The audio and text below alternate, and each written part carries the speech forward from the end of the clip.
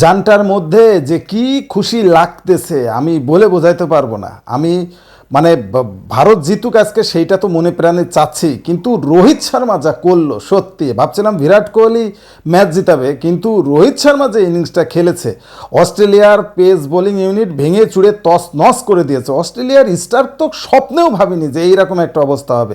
সে ভাবছিল রোহিত শর্মা ফর্মে নেই, কোনো মানে ভারতের ব্যাটসম্যানরা আবার কি কোনো ব্যাপার, কিন্তু যা করে দেখালো কাভারের উপর দিয়ে কি ছক্কা টাইনা পিটাইলো এবং বল মাঠের বাইরে পাঠিয়ে দিচ্ছে অবলীলায়। 8টা ছক্কা মেরেছে রোহিত শর্মা, আজকে 8টা ছক্কা মেরেছে রোহিত শর্মা। মানে ভাবা যায় না যে ইনিংস তিনি খেলেছেন। 41 বলে 92 রান করেছেন রোহিত শর্মা।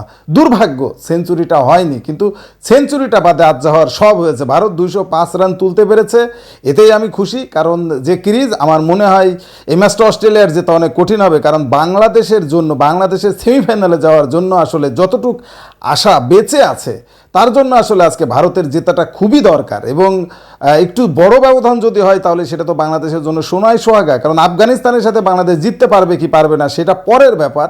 প্রথম যে ব্যাপারটা অন্তত মানে রাতটুকু তো অন্তত আশা ভরসা নিয়ে ঘুমানো যাবে, কিন্তু যদি অস্ট্রেলিয়া জিতে যায় তখন কিন্তু আর কোনো প্রত্যাশাই থাকবে না। রোহিত শর্মা তাকে আসলে মানে স্যালুট জানায়, একটা যে ইনিংস সে খেলছে আজকে, ভাই রে ভাই দুর্দান্ত ইনিংস। এইরকম ইনিংস ক্ষণে বেক্ষণে দেখা যায়। ফর্মহীনতায় ছিলেন রোহিত, কিন্তু যে 8টা ছক্কা তিনি মেরেছেন, ও সুন্দর। শুধুমাত্র আমি আজকে ভারতের জেতার জন্য বলতেছি না, এমনিতেও একজন ক্রিকেট লাভার হিসাবেই রোহিত শর্মা যে ইনিংসটা খেলছে মানে সত্যি দুর্দান্ত।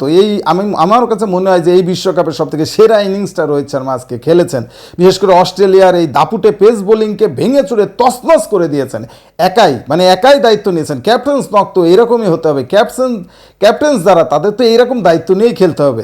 দেখা যাক শেষ পর্যন্ত রোহিত শর্মার 92 রান ব্যর্থ যায় নাকি বাংলাদেশের জনগণের দোয়া কাজে লাগে। কারণ সমগ্র বাংলাদেশ, বিশ্বের যত বাঙালি আছে সকলেই প্রার্থনা করছে আজকে ভারত জিতুক। যদিও ভারতকে যে পছন্দ করবে না সেও প্রার্থনা করছে আজকে ভারত জিতুক।